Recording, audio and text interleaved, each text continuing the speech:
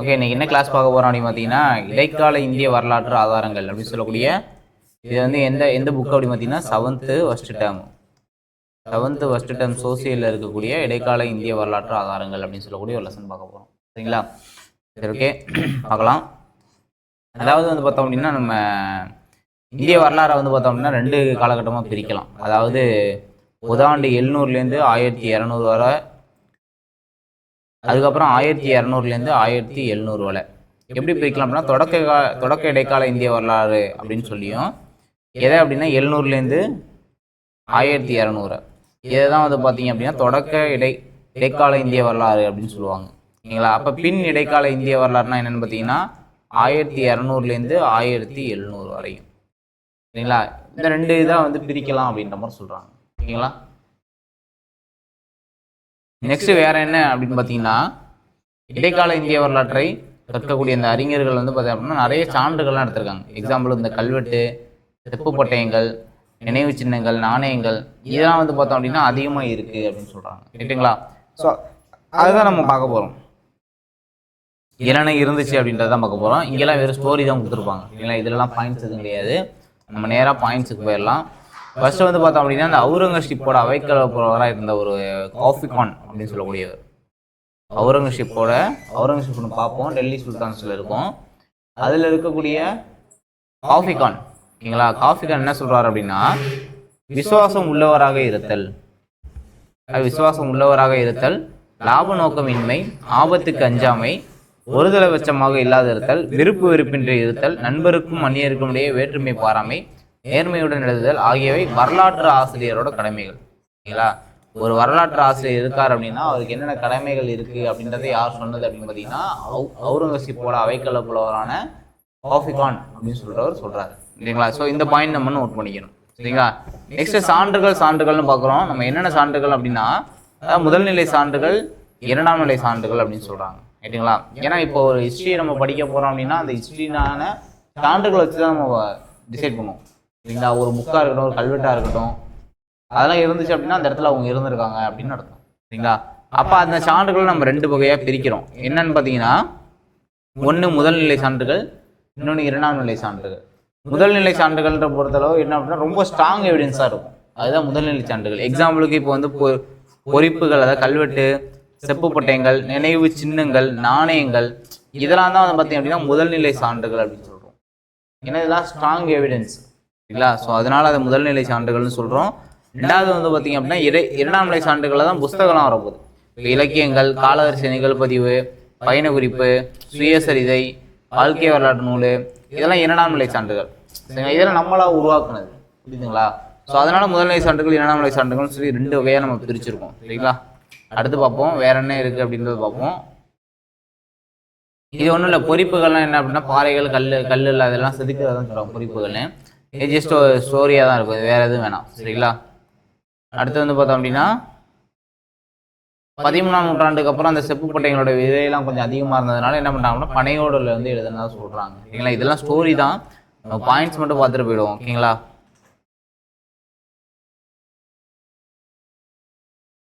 அடுத்து நெக்ஸ்ட் வந்து பார்த்தோம் அப்படின்னா இங்கே கொடுத்துருப்பாங்க. இந்த பாயிண்ட்ஸ்லாம் நமக்கு இம்பார்ட்டன்ட். என்ன பாயிண்ட்ஸ் அப்படின்னு பார்த்தீங்க அப்படின்னா, முதலாம் ராஜேந்திர சோழனோட திருவாலங்காடு செப்பேடு. ஓகேங்களா? இந்த செப்பேடு அப்படியே பொறுத்துகள் கேட்பாங்க. இப்போ திருவாலங்காடு செப்பேடு யாரோடது அப்படின்னு சொல்லி கேட்டாங்கன்னா, முதலாம் ராஜேந்திர சோழன் சுந்தர சோழனோட அன்பில் செப்பேடு. இது இம்பார்ட்டன்ட்.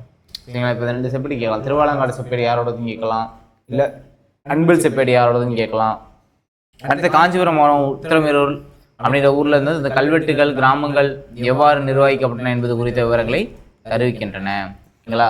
இப்போ கிராமத்தை பற்றி சொல்லக்கூடிய ஒரு கல்வெட்டு எங்கே இருக்குது அப்படின்னா காஞ்சிபுரத்தில் இருக்கக்கூடிய அந்த உத்திரமேரூரில் இருக்கிறதா சொல்கிறாங்க. ரைட்டுங்களா? இது சோழர் காலத்து கல்வெட்டு. காஞ்சிபுரத்தில் இருக்கக்கூடிய அந்த உத்திரமேரூர் கல்வெட்டு சோழர் காலத்தில் முதலாம் பராந்தக சோழனோட கல்வெட்டு. ஸோ அதை வந்து நம்ம தெரிஞ்சு வச்சுக்கணும். சரிங்களா? எங்கே இருக்குன்னு கேட்கலாம். இந்த கல்வெட்டு வந்து எங்கே இருக்கலாம், உத்திரமேரூர் கல்வெட்டு எங்கே இருக்குன்னா காஞ்சிபுரம். சரிங்களா? இங்கே கவனிங்க, அப்புறமா நோட் பண்ணிக்கலாம். அடுத்து இதை வந்து பார்த்தோம் அப்படின்னா பொறுத்துகளை வச்சு நம்ம கேட்பாங்க. இப்போ வேளாண் வகை அப்படின்னு வச்சுங்களேன், பிராமணர் அல்லாத உடைமையாளருக்கு சொந்தமான நிலத்தை வேளாண் வகைன்னு சொல்லுவாங்க. பிராமணர்கள் தான் அந்த காலத்தில் அதிகமாக இருப்பாங்க. பிராமணர்கள் அல்லாதவங்களுக்கு இருக்கக்கூடிய நிலத்துக்கு பேர் என்ன அப்படின்னு பார்த்தீங்கன்னா என்னது வேளாண் வகை அப்படின்னு சொல்றாங்க. அடுத்து பிரம்மதேயம் அப்படின்னா பிராமணர்களுக்கு கொடையாக வழங்கப்பட்ட நிலம். இப்போ பிராமன்ஸ் இல்லாதவங்களுக்கு கொடுத்த நிலத்தை வேளாண் வகைன்னு சொல்லுவாங்க. இப்போ பிராமின்ஸ் கொடுக்கக்கூடிய நிலத்தை வந்து என்ன பிரம்மதேயம்னு சொல்றாங்க. அடுத்து சாலபோகம் அப்படின்னு சொல்லுவாங்க. சாலபோகம் அப்படின்னா கல்வி நிலையங்கள்லாம் இப்போ வந்து பராமரிக்கணும், அதுக்காக கொடுக்கக்கூடிய நிலம். ஓகேங்களா. அடுத்து வந்து பார்த்தோம்னா தேவதானம். தேவதானம் அப்படின்னா கோயிலுக்கு கொடுக்கக்கூடியது. கோயிலுக்கு வந்து கொடையா வழங்கப்பட்ட நிலங்களை தேவதானம்னு சொல்லுவாங்க. நெக்ஸ்ட் வந்து பார்த்தோம் அப்படின்னா பள்ளிச்சந்தம். பள்ளிச்சந்தம் அப்படின்னா சமண சமய நிறுவனங்களுக்கு கொடையா அளிக்கப்பட்ட நிலம். அந்த மதம்லாம் இருக்குல்ல, சமண மதம் அதெல்லாம் இருக்குல்ல, ஸோ அதுக்கெல்லாம் கொடுக்கக்கூடிய நிலத்தை நான் சொன்னால் சமண சமய நிறுவனங்களுக்கு கொடையாக அளிக்கப்பட்ட நிலம் தான் என்ன சொல்றாங்க அப்படின்னா பள்ளிச்சந்தம் அப்படின்னு சொல்றாங்க. ரைட்டா, இதுவே புரிஞ்சதா? அப்படியே பொறுத்துக்களை கேட்பாங்கப்பா. சரி, நான் ஆல்ரெடி ப்ரீவியஸ் கொஸ்டின்ல நிறைய கேட்டிருக்காங்க, ஸோ அதனால இது ரொம்ப இம்பார்ட்டன்ட், அதை பார்த்துங்க. ரைட்டா, அடுத்து வந்து பார்த்தோம்னா நினைவு சின்னங்கள் பார்க்க போறோம். இந்த நினைவு சின்னங்கள்லாம் கோயில், அரண்மனை, மசூதி, கல்லறை, கோட்டை, கோபுரம், சூவி, இதெல்லாம் தான் வந்து பார்த்தீங்கன்னா நினைவு சின்னங்கள். பெரிய கோயில ஒரு நினைவு சின்னம் தான். ஓகேங்களா. ஸோ அது மாதிரி வந்து பார்த்தோம் அப்படின்னா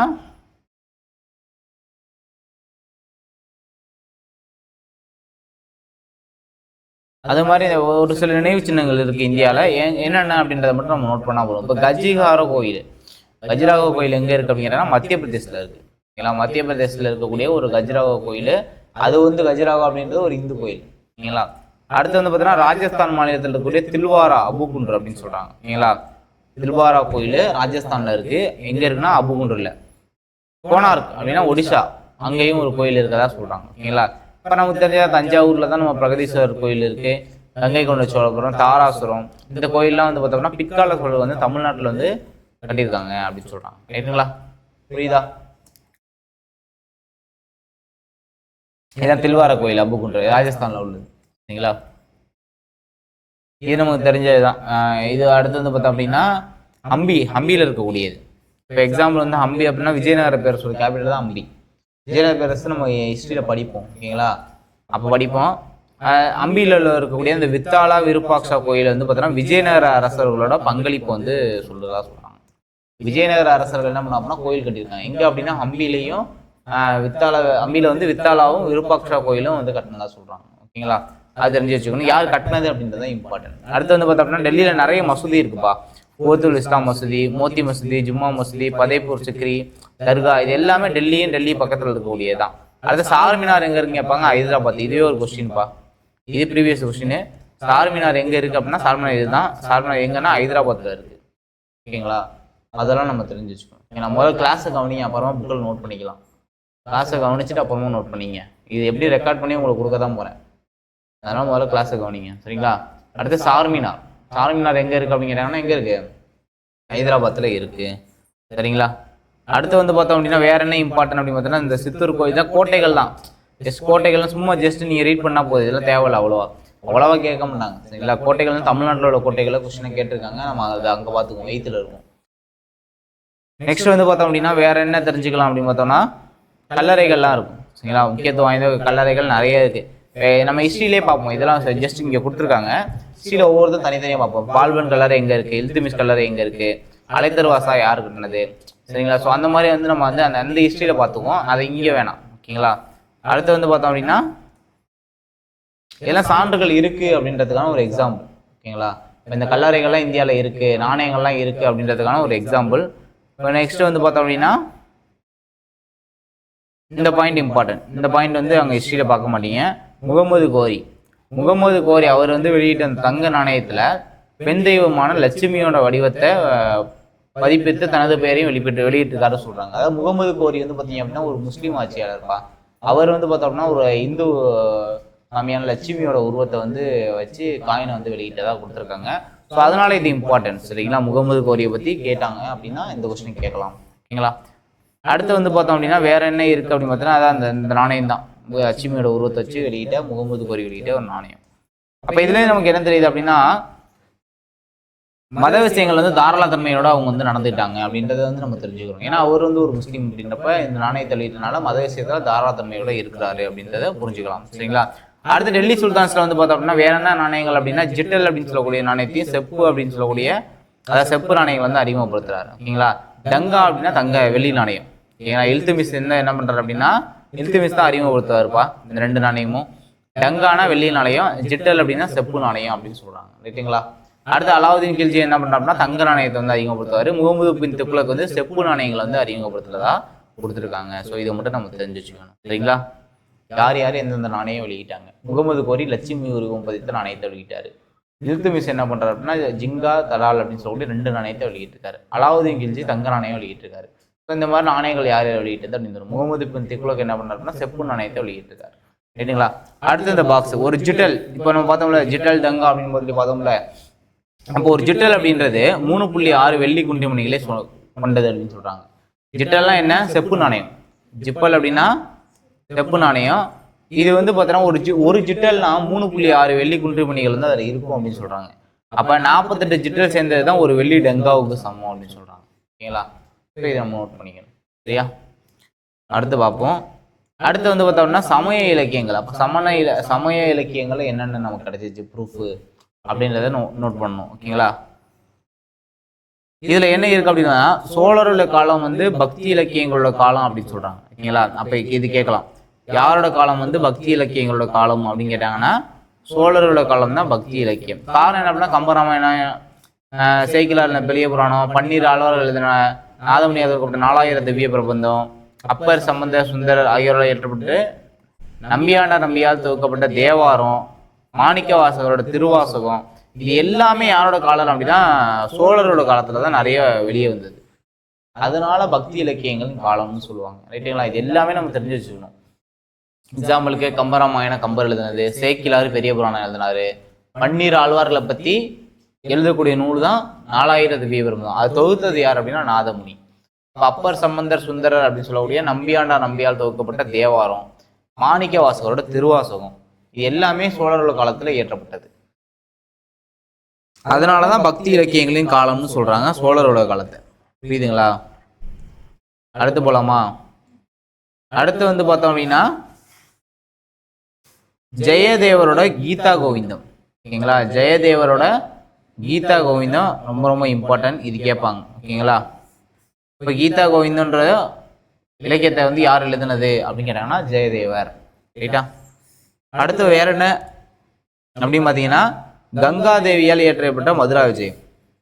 கங்காதேவியால் இயற்றப்பட்ட அந்த மதுரா விஜயம் அப்படின்னு சொல்றாங்க. கிருஷ்ணதேவராயர் எழுதுனா ஆமுக்த மால்யதா. இது எல்லாமே நூல்கள் தான். இது எல்லாமே கேட்பாங்க. நம்ம சொன்ன எல்லா நூல்களுமே கேட்பாங்க. எல்லா நூலுமே யார் யார் எழுதுனது அப்படின்றத நம்ம படிச்சு வச்சுக்கணும். ஓகேங்களா? கங்காதேவியால் இயற்றப்பட்ட மதுரா விஜயம், கிருஷ்ணதேவராயரால் எழுதக்கூடிய அந்த ஆமுக்த மால்யதா, இது ரெண்டுமே வந்து பார்த்தோம்னா விஜயநகர பேரரசோ தொடர்புடையது. ஓகேங்களா? அதுக்கப்புறம் அந்த சந்து பார்தை ரொம்ப ரொம்ப முக்கியமான ஒரு நூல். சந்து பார்தை அப்படின்றது பிருத்திவிராஜ ராசோ எழுதின ஒரு நூல். அதாவது ராஜபுத்திர அரசரோட வீரத்தை பத்தி சொல்லக்கூடிய ஒரு நூல். சந்து பார்தை அப்படின்றது பிருத்திவிராஜ ராசோ அப்படின்னு சொல்லக்கூடிய ஒரு அரசர் எழுதினது. அது என்ன இருக்கு அப்படின்னு பார்த்தீங்கன்னா ராஜபுத்திர அரசரை பத்தி இருக்கும். ஏன்னா இவரே ஒரு ராஜபுத்திர அரசர் தான். அந்த பிருத்திவிராஜ ராசோ இருக்காருல்ல, இவரே வந்து பார்த்தோம்னா ஒரு ராஜபுத்திர அரசர் தான். நெக்ஸ்ட் வந்து பார்த்தோம் அப்படின்னா இஸ்லாமுக்கு முந்தைய காலம் குறித்து உள்ள ஒரே சான்று வந்து பார்த்தோம்னா கல்ஹனரோட ராஜதரங்கினி. இது ப்ரீவியஸ் கொஸ்டின், இதுவே கேட்டிருக்காங்க. இதுக்கு தான் சொல்றேன் அப்படின்னா எல்லா நூலுமே இம்பார்ட்டன்ட் அப்படின்னு சொல்றேன். இதுல உள்ள நூல்கள் எந்த நூலை வேணா கேட்கலாம், யார் எழுதுனதுன்னு சொல்லி கேட்கலாம், இல்ல பொறுத்துகளை கூட கேட்கலாம். சரிங்களா?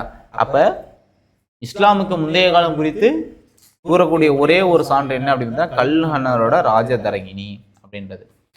சரிங்களா?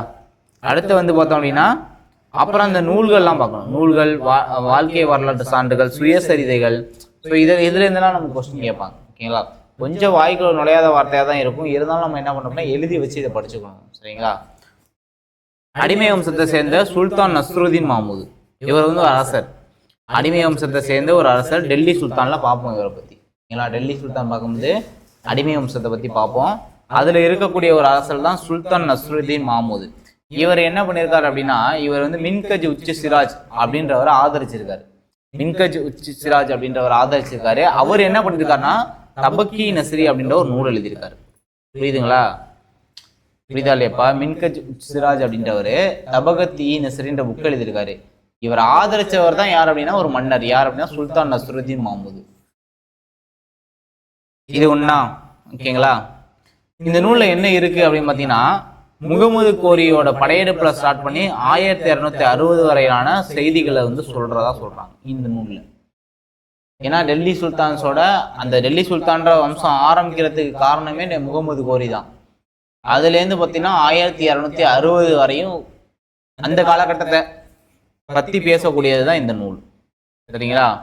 அதனால தன்னை ஆதரிச்ச சுல்தான் யார் அப்படின்னா சுல்தான் நஸ்ருதீன் மாமூது. ஓகேங்களா? அதனால நஸ்ருதீன்றனால நஸ்ரி அப்படின்னு வச்சுட்டாரு. இதுக்கு அவரோட பேரையே என்ன பண்றாரு அப்படின்னா மின்கஜ் உத்ஸ்ராஜ் வந்து வச்சுட்டாரு அப்படின்னு சொல்றாங்க. ஓகேங்களா? புரியுதா புரியலையாப்பா? இதுவரையும் முடிஞ்சு. மின்கஜ் உத்ஸ்ராஜ் வந்து தன்னை ஆதரிச்ச மன்னனோட பேரையே வச்சுட்டாரு. ஓகேங்களா? அடுத்து ஹசன் நிசாமி அப்படின்றவரு ஒரு நூல் எழுதுறாரு. என்ன நூல்னா தாஜ் உல்மா அசீர் அப்படின்ற நூல் எழுதுறாரு. புரியுதுங்களா? ஹசன் நிசாமி அப்படின்றவரு என்ன நூல் எழுதுறாரு? தாஜ் உல்மா அசீர் அப்படின்ற நூல் எழுதுறாரு. இந்த நூல்ல என்ன இம்பார்ட்டன்ட் அப்படின்னு பார்த்தீங்கன்னா இந்த நூல் தான் வந்து பார்த்தோம் அப்படின்னா டெல்லி சுல்தானோட வரலாற்றை கூறக்கூடிய அரசோட இசைவு பெற்ற ஒரு நூல். அரசின் இசைவு பெற்ற ஒரு நூல்னா அது இதுதான். டெல்லி சுல்தானோட வரலாற்றை சொல்லக்கூடிய அரசோட இசைவு பெற்ற ஒரு நூல் அப்படின்னா அந்த நூல் தான். ஓகேங்களா? ஹசன் நிசாமி எழுதின நூல். ஓகேங்களா? அடுத்து வேற என்ன அப்படின்னு பார்த்தோம்னா முகமது பின் துக்ளக் அவரோட அரசவையில் இருக்கக்கூடிய ஜாவுத் பாரணி தாரிகி பெரோசாகி அப்படின்ற நூல் எழுதியிருக்காரு. புரியுதுங்களா? முகமது பின் துக்ளக்கோட அரசவை வரலாற்று அறிஞர் யார் அப்படின்னா ஜாவுத் பாரணி. அவர் எந்த நூலை எழுதியிருக்காரு அப்படின்னு பார்த்தா தாரிகி பெரோசாகி அப்படின்ற நூலை எழுதியிருக்காரு. ஓகேங்களா? இந்த நூல்ல என்ன இருக்கு அப்படின்னு பார்த்தீங்கன்னா கியாசுதீன் பால்பன்லேருந்து பெரோசா துக்ளக் வரையிலான ஆட்சி காலத்தை பத்தி இதை சொல்றாங்க. ஓகேங்களா? கியாசுதீன் பால்பன்லேருந்து பெரோசா துக்ளக்கோட ஆட்சி காலத்தை பத்தி டெல்லி சுல்தான் வரலாற்றை பத்தி சொல்றாங்க. ஓகேங்களா? அது பெரிஸ்டா என்ன பண்ணியிருக்காரு அப்படின்னா தாரிகி பெரிஸ்டா அப்படின்ற நூலை எழுதியிருக்காரு. இதுல என்ன இருக்குன்னா இந்தியாவில் வந்து முகலாய ஆட்சி வந்து எப்படி வந்து வந்துச்சு, முகலாய ஆட்சி அப்படின்னா அக்பரை பத்தி பார்ப்போம். ஓகேங்களா? அது அந்த ஆட்சி எப்படி வந்துச்சு அப்படின்னா பெரிஸ்டால தான் இருக்கு. புரிஞ்சதா? இது வரையும் புரியுதா? இந்த புத்தகத்தெல்லாம் படிக்கிறதுக்கு வந்து கொஞ்சம் சிரமமா தான் இருக்கும். நம்ம திரும்ப திரும்ப படிச்சாதான் எல்லாம் ஞாபகம் இருக்கும். சரிங்களா? அடுத்து போலாமா? அடுத்து பார்த்தீங்கன்னா இந்த பாக்ஸை நம்ம நோட் பண்ணி வச்சுக்கணும். பாக்ஸ் என்னதுன்னா தபகத் அப்படின்னா ஒரு அரேபிய சொல்லு. தபகத்னா தலைமுறைகள் அப்படின்னா நூற்றாண்டுன்னு பொருள்.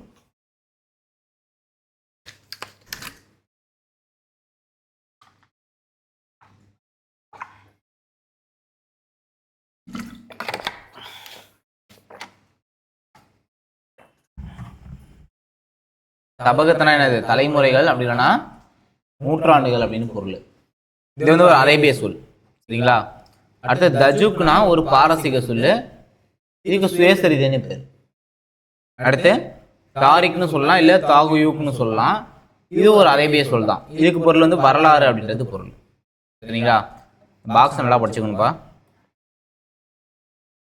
அடுத்து 16ஆம் நூற்றாண்டுல பாபர் நாமா அபுல் பாசரோட ஐனி அக்பரி. பாபர் நாமா அபுல் பாசரோட ஐனி அக்பரி அக்பர் நாமா. இந்த நூல்லாம் தெரிஞ்சு வச்சுக்கணும். ஓகேங்களா? அடுத்து ஜஹாங்கீர் எழுதின தஜுக்கி ஜஹாங்கீரி. ஓகேங்களா? இது இம்பார்ட்டன்ட். அடுத்து நிஜாமுதீன் அகமத் அப்படின்னோட எழுதப்பட்ட தபகத் இ அக்பரி. இதுவும் தெரிஞ்சு வச்சுக்கணும்.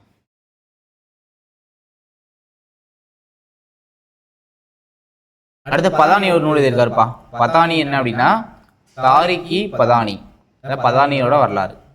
சரிங்களா?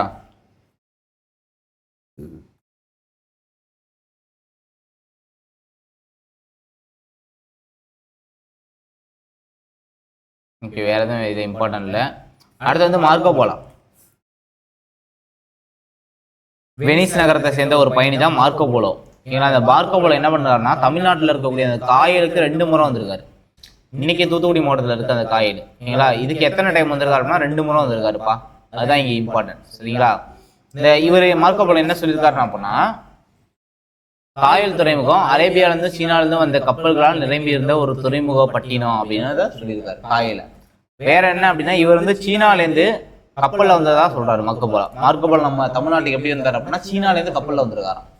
அடுத்து வேற என்ன சொல்றாருன்னா அரேபியாலேருந்தும் பாரசீகத்திலேருந்தும் குதிரைகள் வந்து தென்னிந்தியாவில வந்து கடல் வழியா இறக்குமதி செய்யப்பட்டதை மார்க்கோ போல அந்த இடத்துல சொல்றாரு. ஓகேங்களா? ஏன்னா ஒரு ஊருக்கு வந்திருக்காரு அப்படின்னா அது அந்த ஊரை பத்தி சொல்றாரு, அந்த ஊர் எப்படி இருக்கு அப்படின்றத. சீனா கப்பல், அரேபிய கப்பல்லாம் நிறைய இருக்கு, குதிரைகள் வந்து இறங்குது இங்க அப்படின்றத சொல்லியிருக்காரு. ரைட்டுங்களா? அடுத்து கஜினி மாமுதோட படையெடுப்பு அப்ப யார் வந்தார் அப்படின்னா அல்பர்னி இந்தியாவுக்குள்ள வராரு. கஜினி மாமுது இந்தியா மீது 17 முறை படையெடுத்திருப்பார். சரிங்களா? அந்த மாதிரி ஒரு படையெடுப்பின் போது உள்ள வரவர் தான் அல்பர்னி.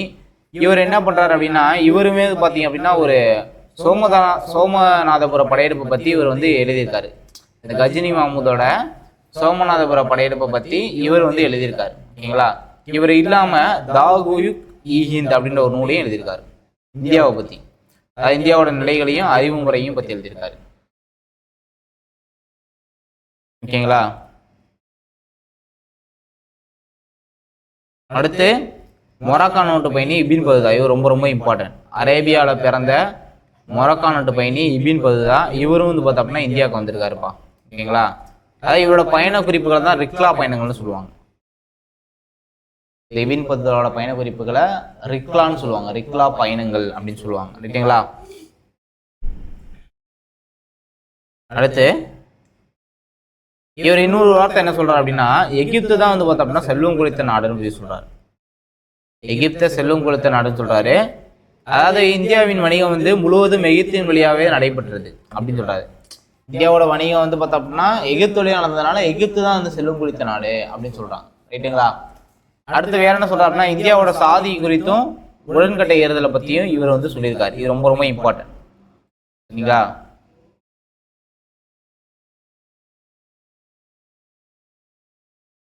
வேற என்ன இம்பார்ட்டன்ட் அப்படின்னு பார்த்தீங்கன்னா, இவர் தான் இந்த வார்த்தை சொல்றாரு. முகமது பின் துக்ளக் வந்து தலைநகர டெல்லியிலேருந்து தேவகிரிக்கு மாற்றி டெல்லியை வந்து பாலைவனமாக்குனதையும் யார் அப்படி சொல்றாருன்னா இபின் பதுதா வந்து சொல்றாரு. ரைட்டா? இது நம்ம தெரிஞ்சு வச்சுக்கணும். இவர் சொன்னதெல்லாம் கொஞ்சம் நம்ம பார்த்து வச்சுக்கணும், என்னென்ன சொல்லியிருக்காரு அப்படின்றத பார்த்து வச்சுக்கணும். வேற என்ன, இவர் தான் அந்த இபின் பதுதா. சரிங்களா? வேற என்ன அப்படின்னு பார்த்தீங்கன்னா, நிக்கோலோ கோண்டி இத்தாலிய பயணி. இவர் நிக்கோலோ கோண்டி இவர் வந்து ஒரு இத்தாலிய பயணி. எந்த நாட்டு பயணின்றத பொறுத்துக்க அப்படியே கேட்பாங்கப்பா. எந்த நாட்டு பயணின்றதை தெரிஞ்சு வச்சுக்கணும், எந்த இயர் வராரு எங்க வராருன்றதை தெரிஞ்சு வச்சுக்கணும். அப்ப நிக்கோலோ கோண்டி வந்து இத்தாலிய பயணி 1420 விஜயநகர் வராரு. 1443 மத்திய ஆசியாவிலிருந்து ஹீரட் அப்படின்ற நகரத்திலிருந்து அதாவது அப்துல் ரசாக் வராரு, விஜயநகரத்துக்கு வராரு. ஓகேங்களா? அடுத்து போர்த்துகீசிய பயணி டொமிகோ பயஸ், அவரும் 1522 விஜயநகரத்துக்கு வராரு. ஓகேங்களா? எந்தெந்த நாடு அப்படின்றத எந்த இயர் வராது எங்க வராங்க அப்படின்றத தெரிஞ்சுக்கணும். ஓகேங்களா? சுருக்கம் முடிஞ்சு போச்சு. சுருக்கம் வந்து நம்ம பார்த்தது தான். 700லேருந்து 1700 தொடக்க இடைக்கால வரலாறுன்னு சொல்லுவாங்க. 1200லேருந்து 1700லேருந்து பின் இடைக்கால வரலாறுன்னு சொல்லுவாங்க. ரைட்டுங்களா? அடுத்து முதல்நிலை சான்றுகள், இரண்டாம் நிலை சான்றுகள் பார்த்தோம். கற்கள், பாறைகள், கோவில் சூழல்கள் இதெல்லாம் வந்து பார்த்தோம் அப்படின்னா முதல்நிலை சான்றுகள் சொல்லுவாங்க. அடுத்து இந்த செப்பு பட்டயங்கள், இலக்கியங்கள்லாம் இரண்டாம் நிலை சான்றுகள். அப்புறம் தொடக்க இடைக்கால நினைவு சின்னங்கள்லாம் பார்த்தோம். ஓகேங்களா? எங்கெங்க இருக்கு அப்படின்றத பார்த்தோம். ஓகேங்களா? அப்புறம் நாணயம் யார் வெளியிட்டேன்னு பார்த்தோமா, இல்துமிஸ், அலாவுதீன் கில்ஜி இவங்களாம் நாணயங்கள் வெளியிட்டாங்க. என்னென்ன நாணயங்கள் அப்படின்னு பார்த்துருப்போம். ஓகேங்களா? அப்புறம் பக்தி இலக்கிய காலம் பார்த்தோம். இப்போ சோழரோட காலம் பக்தி இலக்கிய காலம்னு சொன்னாங்க. ஓகேங்களா? அப்புறம் சுயசரிதைகள் பற்றி பார்த்தோம், வரலாற்று குறிப்புகள், அப்புறம் இந்தியாவுக்கு வந்து அந்த அரேபிய பாரசீக பயணிகளோட பயண நூல்கள் இதெல்லாம் சொல்லி பார்த்தோம். ஓகேங்களா?